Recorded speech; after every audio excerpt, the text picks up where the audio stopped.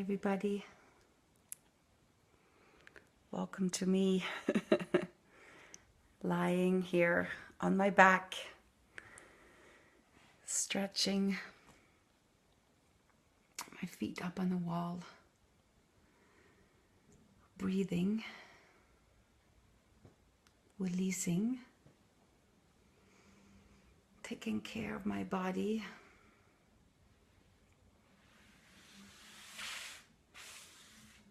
Feeling into what feels good.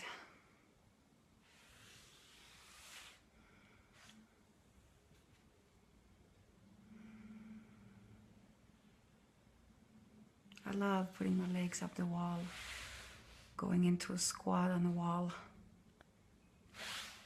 bringing my feet together in my little red booties here, opening my hips.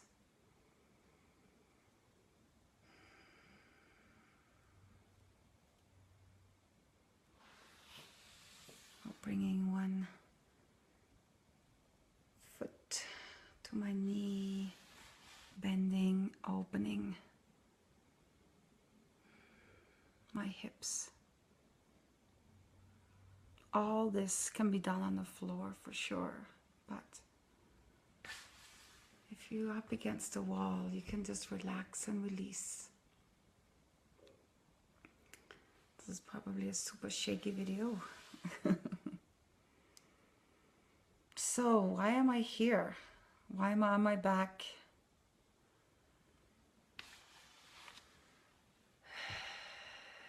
What happened? I'm my own student number one today.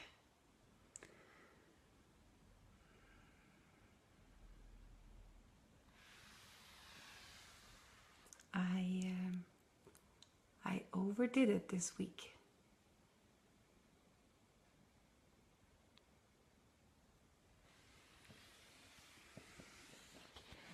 I'm gonna bring you with me up and around.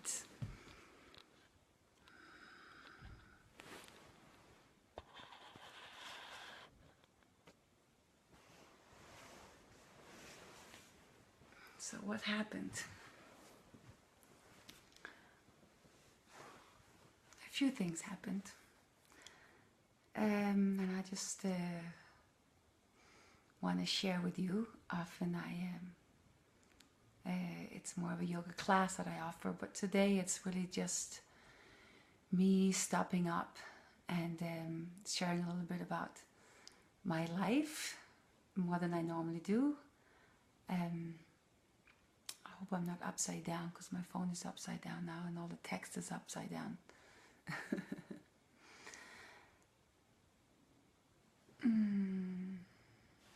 Let me just double check that. We'll see if this works. So, a few things happened. One, my period came 3 days early.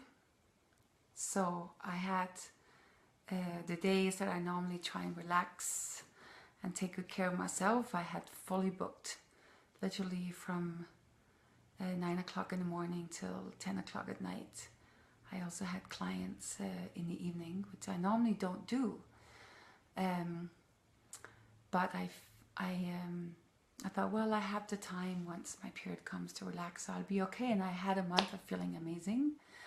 And so much energy that I felt I had all this extra to spare. And then my period came early and I was still feeling pretty good. I didn't have any pain. I felt I had energy. Yes, I was more heavy, I was more tired, and I was caught up, I guess, in life and in, you know, I didn't want to cancel a thing last minute, and especially because I felt okay, and I thought I'll take it easy and I'll be present with myself as I'm moving forward. But one of my things is, which is why I often take this space, is that when I'm with clients or I tend to get very involved and I easily step out of my own body, and that's what happened. So it was a little bit of layering. One day after the next, more and more energy was depleted out of my physical bank account, and then this morning I woke up, and my body felt a little bit like it'd been run over by a truck. And I knew that feeling of heaviness and soreness.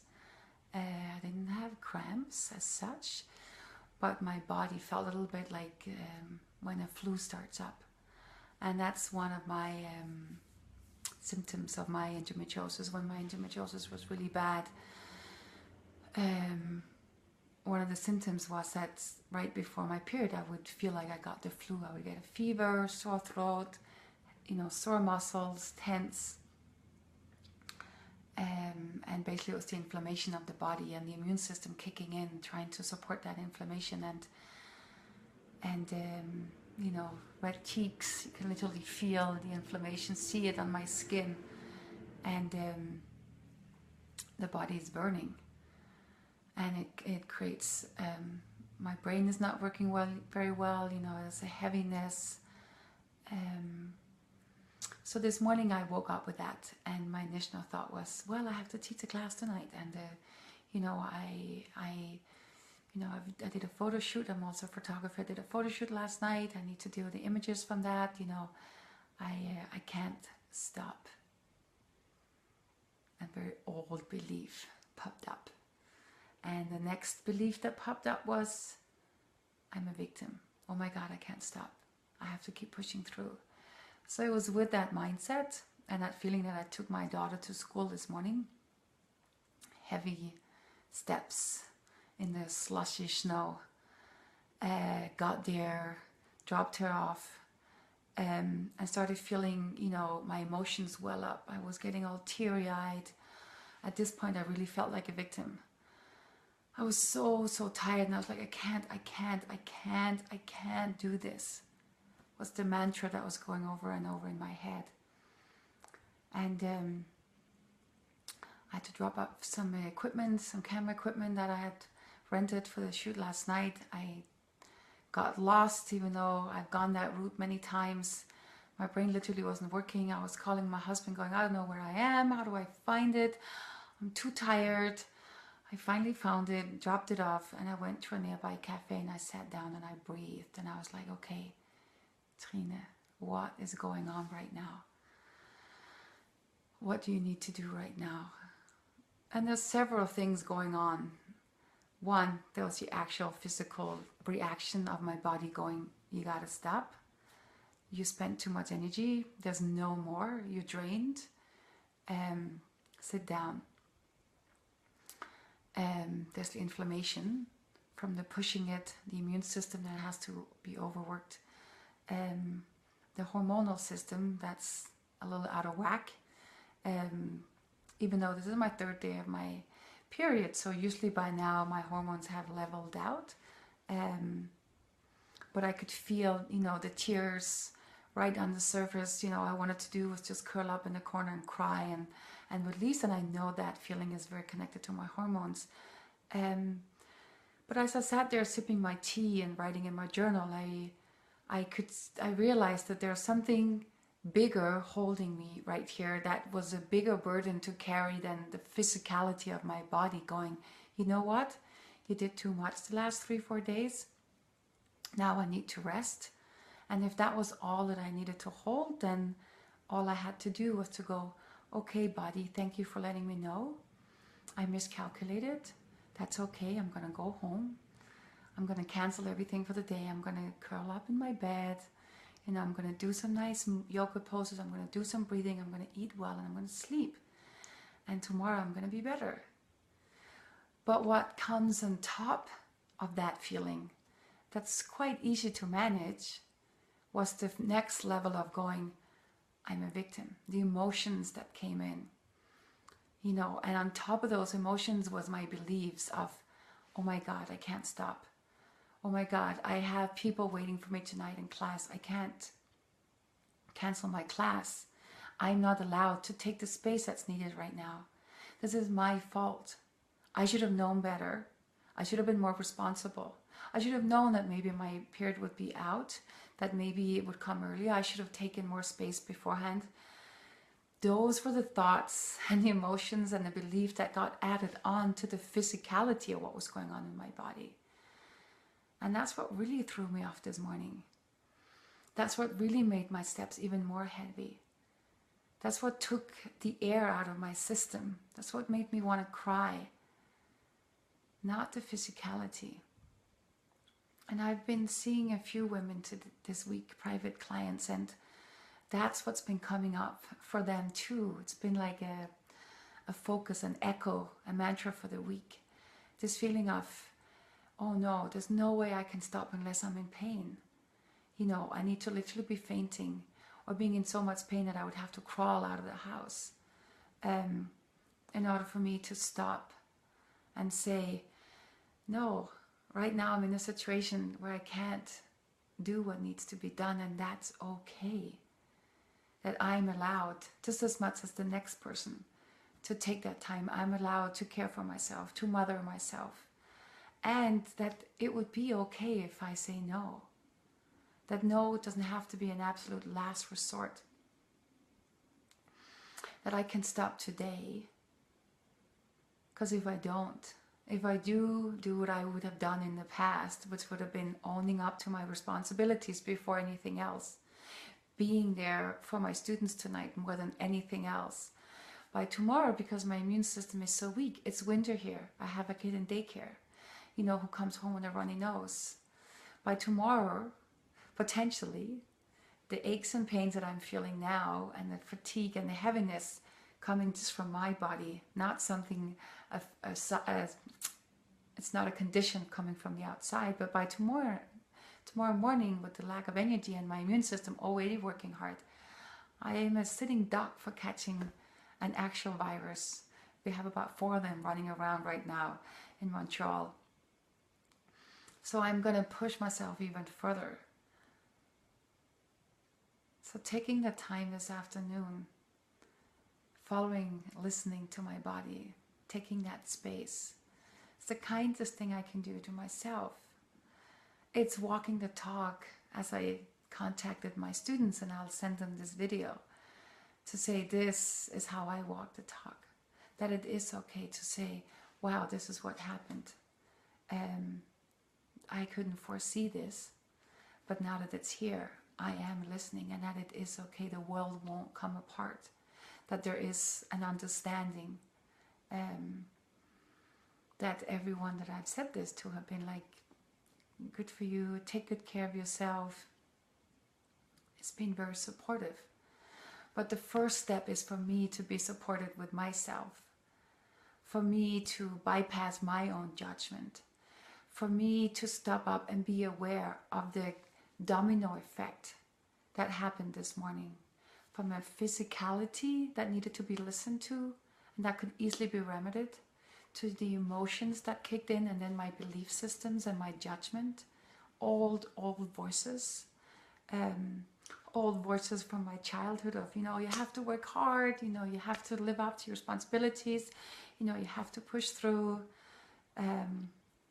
voices of society that's following your natural rhythm, your natural cycle, even when it doesn't, you know, show up as it was planned in my schedule and in my, you know, my calendar, that it still can be listened to, that it still should be listened to, that I still want to listen to it, that it's still my body, and that I can still follow, because nothing is scheduled 100% when it comes to our bodies, to our families, to children, you know, to other people that we relate to, that we have in our lives, that this kind of structure 100% doesn't work for any of us.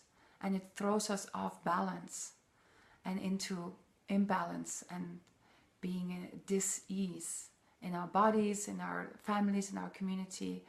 And if we can rather go with the organic flow of what happens in our own psyche, in our own body, in our belief systems, go with the natural flow of what happens in our families on a day-to-day basis, in our communities, in our work, and allow for that movement and that flexibility, then everything calms down. As soon as I allowed myself this morning to go, this is not going to work. I have to listen to this. And taking responsibility doesn't mean pushing through and holding up to every single thing that I planned today. Taking responsibility is to be responsible to myself and my body first and foremost. And then everything, the full alert system went, and I could smile. And as soon as I smiled and I relaxed and released, my system wasn't fighting myself anymore, which was a huge burden taking off my shoulders. I could come home, I could let everybody know, and then I could come on my couch, put my feet up, literally up the wall, breathe deeply, and through a simple poses, the breath and the legs up the wall and opening up my hips, I could release some of the tension that was happening due to the inflammation. And I could create the space in my body that was needed in my life today. And my mind could help me create the space in my life that could help my body create the space that it was needing. And the two, my mind and my body, was working together in beautiful harmony once I bypassed the emotions, listened to them and the wisdom that was in them, and bypassed, the belief systems and the judgment, which I think are the hardest pieces of healing to sometimes dance with. So that's what I wanted to share today, to take those moments that I've been doing this for 20 years and I still run into them. And that's okay, that I'm not perfect, that I'm still a woman who has a body that doesn't always follow structure, that isn't always perfect, and that's perfect, that has a cycle that goes up and down, and that in these down moments there's a lot of wisdom and a lot of self-care and a lot of allowing and a lot of self-love, if I can stop rather than judging it. And there's this beautiful opportunity to share and to show my down days and the fragility and the vulnerability and the judgment ultimately that comes with this, because I should not be ending up in these situations. I'm here making yoga therapy classes for women's health and for menstrual health and for endometriosis, and 80% of the time I don't have symptoms, but that doesn't mean that these days don't happen. And that's okay. So today has been a day of we're letting go, of being really honest, of shedding blood and tears, of eating well, of sleeping, and still sharing a little bit with everybody out there. So that's it for now. I'm going to put my legs back up the wall, and I'm going to hope that I wasn't upside down half the time of this. Bringing my bum close to the wall here. Bringing my feet up right in the middle of all my to-do lists up here. I'm taking my time. Take good care, everybody. Give yourself that time to rest, release, even if it's 5 minutes a day, a week, or go crazy. See if you can pull out a month. Do whatever you want. If you could do anything for the next hour or tomorrow, what would you really do? What would you deeply need for your body to heal? Could it be possible? Could you allow yourself to even think it? Could you try and create it? And then enjoy seeing the people around you and the universe supporting you once you allow it. Take good care. Lots of self-healing. Bye-bye.